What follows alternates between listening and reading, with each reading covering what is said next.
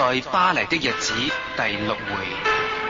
尋晚帶 Joyce 去我隸屬嗰間私人會所食晚飯，估唔到都未行到上去 lobby 啫，喺樓梯轉角就撞到 Isabel 啦。Isabel 今晚嘅表現特別熱情，唔通係因為見到喺我隔離有 Joyce 喺度？ Sean， 乜有位咁靚嘅小姐都唔介紹我識啊？啊，呢位係 Joyce，係我老爹嘅契女嚟嘅，啱啱由香港嗰邊嚟嘅。佢嚟巴黎係讀時裝設計嘅，而家係寄居喺我屋企。Joyce，呢位 Isabel 係我嘅係我嘅好朋友。係。Isabel 聽見我咁樣介紹佢之後，笑容即刻冷卻咗半秒，然後就變翻好有禮貌咁，輕輕將隻手放喺 Joyce 嘅膊頭上面，錫咗 Joyce 嘅面頰4次。呢種禮貌係 Isabel 嘅一貫作風，無論佢高興、憤怒、傷心，又抑或係妒忌， Isabel 永遠都係擺出一副氣定神閒、充滿自信嘅笑臉。有啲時候，我好佩服佢呢一種叫人懾服嘅儀表，但係有啲時候，我又覺得佢好虛偽，難以捉摸。阿 Sean 咁風流，你喺佢屋企住唔驚啊？我契大佬的確好有條件風流嘅，不過我哋兄妹情深，唔使 Isabel 為我哋嘅安全擔心嘅。阿 Sean， 估唔到你嘅契妹年紀輕輕就咁識得講嘢，而且對你好有好感添。Excuse me， 我去洗手間啊，一陣間見啦。Isabel 講完之後就行開咗，落咗樓梯。我瞄一瞄 Joyce， 整下自己條呔，笑住問佢：乜你覺得我好有條件風流咩？誰不知阿 Joyce 扮個鬼臉，然後就答我：女仔講嘅嘢，你唔好咁易信啊！坐低之後 ，Joyce 好好奇咁周圍望，然後細細聲咁同我講：Sean 啊，呢度嘅宮廷式設計好靚啊，十足電影嗰啲咧，路易14嗰啲宮廷咁啊！你成日嚟㗎？一個禮拜1、2晚到啦。啊，叫啲嘢飲先啦 ，Joyce。頭盤你想食啲乜嘢啊？個餐牌都冇英文嘅。咁我幫你叫啊，好冇？阿 Sean 同個領班熟到真係唔使睇餐牌噶啦，隨口咧叫咗2打生蠔啦，一條魚，一客葡萄回鴨，仲有一支72年嘅白酒。我哋呢一餐食得一啲都唔寧靜啊！除咗因為我興致勃勃之外啦，問咗阿 Sean 好多問題之外啦，阿 Sean 呢時不時都同坐喺周圍嘅人打招呼噶，又或者有啲佢識嘅紳士淑女走過嚟同佢打招呼咁嘅。我發覺阿 Sean 對其他人嘅態度同對我態度好唔同噶，佢對周圍嘅人好圓滑世故噶，又握手咧，又拍膊頭，又親吻。相反對我呢，雖然就係呵護備至，咁但係講嗰啲嘢一啲都唔似得對其他人咁樣咁風趣嘅。有時我哋仲鬥着對方為樂添，真係奇怪啊。Joyce 啊，吓？頭先呢，同我哋打招呼嗰個女人係貴族嚟嘅。坐喺佢隔籬嗰個後生仔係佢男朋友。吓？細佢咁多，我仲以為係佢個仔添喎。幾個月之前，佢差啲做咗個男仔嘅外母啊！真乜啲法國人咁得意嘅？我話個男仔咧，一定係中意佢啲錢啊！你都未聽我講完嗰個故事，個男仔一樣係出名門噶。佢名下嘅洋酒廠都有成4間咁多。本來咧，佢同呢個男爵夫人嘅女行得好好地嘅，點不知有一次個男仔喺個酒會嗰度飲醉咗酒，大大聲聲喺個表演台上面企咗喺樹，喺個咪嗰度講話佢中意嘅其實係個男爵夫人，唔係佢個女。咁佢個女咪好慘。當時佢係好嬲嘅，不過而家佢已經揾到另一個中意佢嘅男人咯。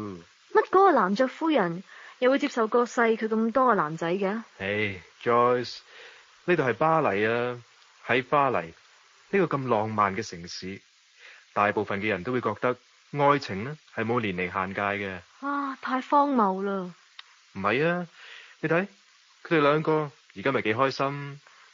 一個人最大嘅幸福咧，就莫過於揾到自己最心愛嘅人，同佢一齊生活。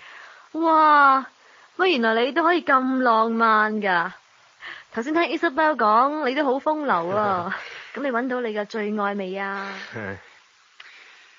就算一個男人有好多機會選擇唔同嘅女人，都唔係代表佢一定會遇到心目中嗰個嘅。如果可以計劃年率嘅話呢，至少應該會易啲命中嘅。俾心機慢慢等啦，Sean。唉，緣分呢樣嘢呢，同畫言率就冇關嘅。乜講開呢樣嘢，你咁鬼認真噶，悶死人啊！邊有咁大膽悶親我哋嘅 Joyce 啊吓？拍檔，我阻唔阻住你傾偈啊？我話阻都冇用噶，你都坐低咗咯。Joyce， 我講笑啫嘛 ，Isabel 唔會嬲我嘅。我字典入邊冇小氣嘅 Sean 嗬。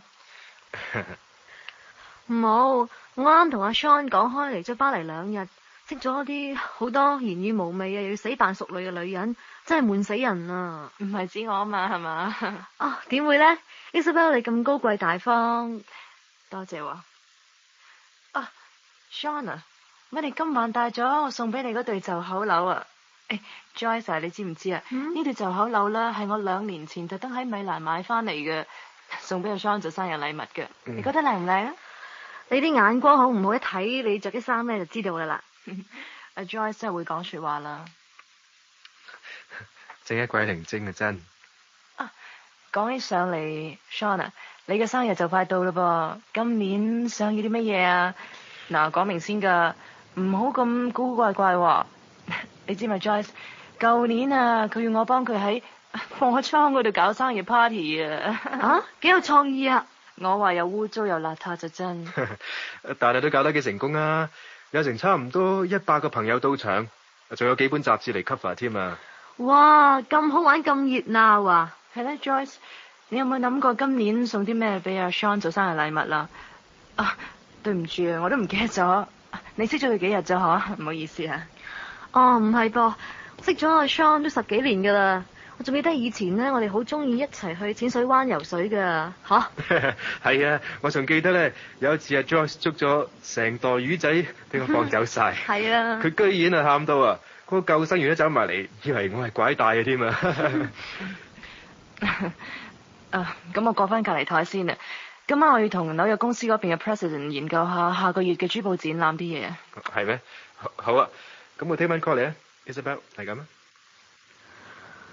唉，乜食晚飯都講公事噶？我仲以為法國人最緊要咧就係享受添。你冇諗錯啊！不過 Isabel 咧就係地地道道嘅香港人，2年前啫嘛，被公司派咗嚟巴黎呢度出任市場部經理。唔搏點會升到今日總監呢個位啊？係咩？我覺得 Isabel 幾本事啊。睇嚟你哋2個都惺惺相惜喎，幾合襯啊！你真係咁諗？睇嚟你對佢嘅印象麻麻地啊，真喎。唔係啊，不過我一向對啲10隻手指都搽晒血紅色指甲油嘅女人有少少抗拒啫嘛。似乎你嘅抗拒都唔止少少啦。係咧，食啲咩甜品今日文小姐？唉，唔食啦，我怕肥啊。我開始覺得 Joyce 並唔係我當初想象中咁單純嘅女仔。冇錯，我依然相信佢係善良可愛嘅。但係由剛才佢同 Isabel 嘅每句對話，我亦都感覺到 Joyce 倔強同埋愛恨分明嘅另一面。呢個女仔幾有性格啊！臨走嗰陣 Isabel 仲同個美國佬傾緊偈。Isabel 好有儀態咁企起身，想再次擁抱同埋親吻 Joyce， 以表示佢嘅風度。點知 Joyce 撥開佢對手，然後好優雅咁伸手出嚟同 Isabel 握手，仲好有禮貌咁講咗一句 Nice to meet you。我比較喜歡英式嘅道別禮嘅。Hope you don't mind。坐喺 Isabel 隔籬嘅美國佬好開心咁讚 Joyce， 話佢咁年輕就講得一口流利而純正嘅英文。但係我睇得出 Isabel 個樣就真係唔多高興啦。